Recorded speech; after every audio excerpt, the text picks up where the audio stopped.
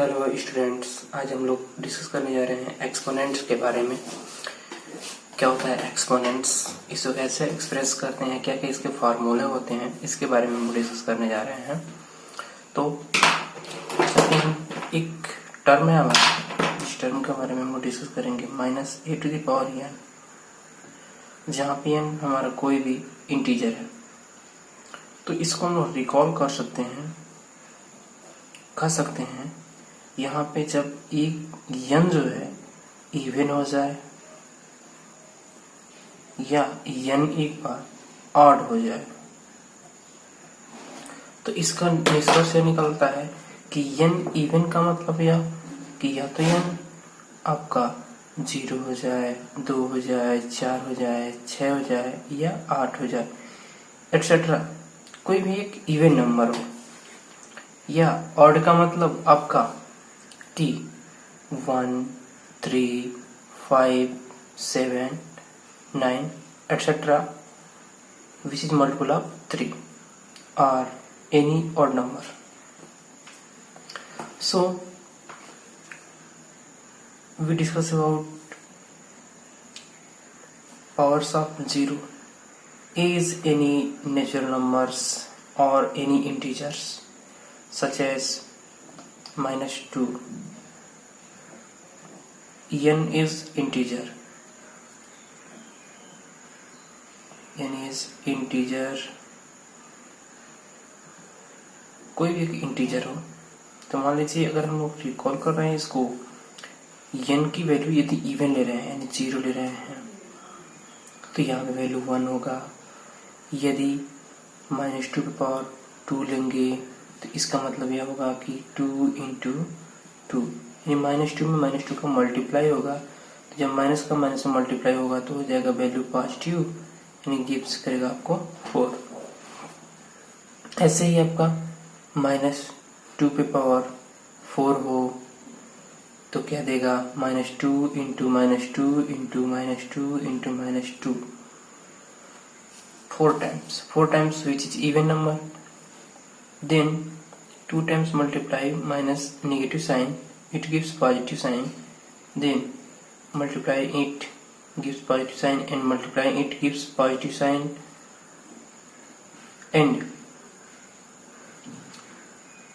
we multiply positive sign to positive sign gives also result positive sign, which gives 16. इसका मतलब यह है कि अगर नेगेटिव साइन का मल्टीप्लाई हम लोग इवन टर्म्स में के रूप में करें, यानी जो इवन नंबर होता है उतनी बार आए काउंट करने पे, 2 आए, 4 आए, 6 आए, 8 आए, यानी 2, 4, 6, 8 में से किसी भी नंबर्स में यदि आ रहा है तो इसका मतलब यह है कि ये जो वैल्यू होगी वह बेसिकली ही आपकी पॉजिटिव होगी, यानी इवन पावर का मतलब यह निष्कर्ष निकलता है। ऐसे ही ऑड पावर का निष्कर्ष क्या निकलेगा, यानी यहीं पे अगर -2 का ही पावर हम लोग ले लें 1, वैल्यू आपका नेगेटिव होगा। -2 का पावर 3 ले लें तभी वैल्यू आपका नेगेटिव होगा। ऐसे ही आपका -2 का पावर 5 ले लें तब भी वैल्यू आपकी नेगेटिव ही आएगी। कैलकुलेट कर लेंगे तो हो जाएगा आपका 32 आ जाएगा, नेगेटिव वैल्यू के साथ 32 आ जाएगा आपका। ऐसे ही आपका कुछ अनदर टर्म भी है, जैसे मान ले रहे हैं हम लोग कि a/b जो है एक रेशनल नंबर है। यह एक हमारा रेशनल नंबर है।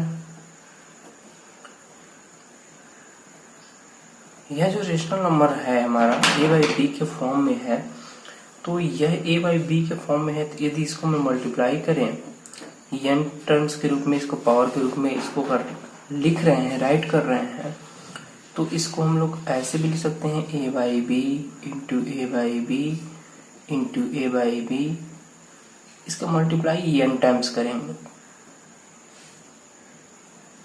तो इसी को हम लोग और सेपरेट तरीके से लिख सकते हैं a × n times by b × n times. अब जो टाइम्स आ रहा है ए के लिए भी आ रहा है, बी के लिए भी आ रहा है। यहाँ पे दोनों के लिए आ रहा था, यहाँ पे अलग अलग सेपरेट हमने कर लिया।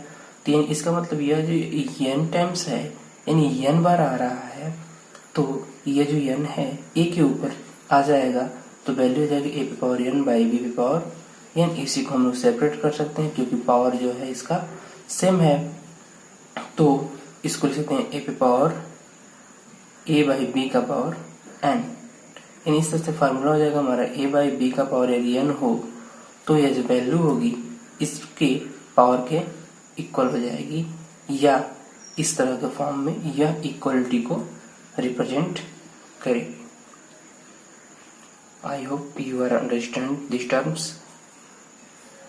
सो इसी को हम लोग दूसरे फार्मूले के रूप में यदि ले चले, बस यहाँ पे जो पावर है पॉजिटिव है, यहाँ पे पावर हम लोग निगेटिव कर देंगे, तो निगेटिव के टर्म से हो जाएगा आपका क्वेश्चन जैसे कि a बाई बी पे पावर आपका माइनस n हो जाए, तो इसको हम लिख सकते हैं a पे power minus n by B का power minus n।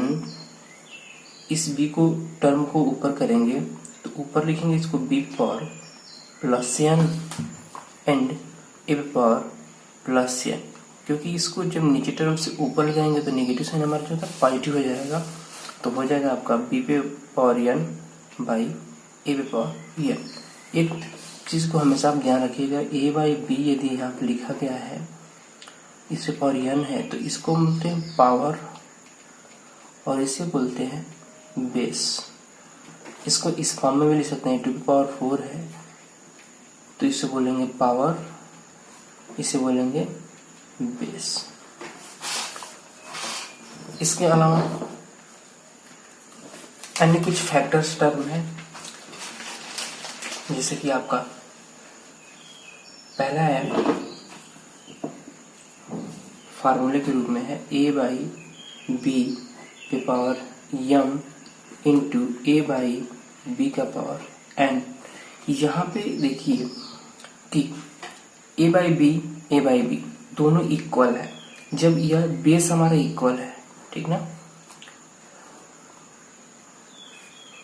Base equal है तो पावर को ऐड करते हैं, तो पावर को क्या करेंगे, ऐड करेंगे। तो बेस इक्वल है तो बेस को लिख लेंगे, यहाँ पे पावर को ऐड कर देंगे। कब, जब इनका मल्टीप्लाई होगा तब, यानी जब बेस इक्वल होगा तो पावर को ऐड कर लेंगे, जब इनके बीच में मल्टीप्लिकेशन का साइन रहेगा तब। इसमें सेकेंड क्वेश्चन है हमारा, सेकेंड फॉर्मूला है आपका a by B divide a by B का पावर आपका m है डिवाइड a बाई बी का पावर n है। तो इससे हम लोग क्या ले सकते हैं, जैसे कि हम लोग इसको ऐसे भी ले सकते हैं a बाई बी का पावर m बटे a बाई बी का पावर n हो। तो इस कंडीशन को हम लोग वेरीफाई कर सकते हैं कि अभी आपने पढ़ा था यहाँ पे कि जो डिनोमिनेटर का टर्म है यदि न्यूमरेटर में जाएंगे तो यह वैल्यू जो होती है पॉजिटिव दे देंगे, ऐसे ही निगेटिव तो पॉजिटिव दे रही थी, तो यहाँ पे वैल्यू पॉजिटिव है तो ये निगेटिव दे देगी, तो हो जाएगा a by B power m into a by B power n negative हो जाएगा। अब ये जो निगेटिव टर्म होगा वो हमें दे देगा a बाई बी पे पावर, जब मल्टीप्लाई करेंगे यहाँ पे मल्टीप्लाई करेंगे तो पावर क्या करेंगे, ऐड कर लेते हैं, तो m प्लस माइनस n कुछ इस टाइप का हो जाएगा। तो इसे हम लिख सकते हैं a बाई बी पे पावर m प्लस का माइनस मल्टीप्लाई हुआ तो माइनस n, यानी ये फार्मूला हो जाएगा हमारा, यदि कहीं पे a बाई बी पे power m divide a by B पे पावर n हो, कब, जब बेस दोनों का इक्वल हो तो इनके पावर को हम लोग सब्ट्रैक्ट के रूप में लिख सकते हैं। ये हमारा एक फार्मूला है, दूसरा फार्मूला प्रूफ हो गया। इसके अलावा तीसरा भी फार्मूला है हमारे पास। तीसरा फार्मूला क्या है, वह हमारा a बाई बी का पावर m हो और इसका भी पावर क्या हो हमारे पास n हो। तो पावर का जब पावर होता है तो पावर का आपस में मल्टीप्लाई हो जाता है, तो हो जाएगा a/b m क्रॉस n, यानी इसको लिख सकते हैं a/b का पावर mn। ऐसे ही अन्य भी फॉर्म्स होते हैं, जैसे कि आपका फोर्थ फार्मूला के रूप में लिया जाए a/b पावर 0 है तो इसकी वैल्यू जो होगी 1 होगी, यानी किसी भी नंबर्स का यदि पावर 0 है तो उसकी वैल्यू 1 होती है। कुछ प्रॉब्लम को हम लोग सॉल्व कर लें। पहला प्रॉब्लम हमारा है एग्जांपल्स के रूप में 5 पे पावर -3 है, इसको सॉल्व करना है। तो इसको सॉल्व करने के लिए, इवेल्युएट करने के लिए इसको लिख सकते हैं, जो पावर है ऊपर नेगेटिव नीचे लाएंगे तो क्या हो जाएगा, पॉजिटिव हो जाएगा। 1/5 पे पावर 3 हो जाएगा। इसको हम लोग ऐसे भी सॉल्व कर सकते हैं, इसको 5 × 5 × 5, पावर 3 है तो 3 टाइम्स इसका रिपीटेशन होगा, तो इसको मल्टीप्लाई करेंगे तो 5 × 5 = 25, 5 × 125 जो है वह आंसर हो जाएगा।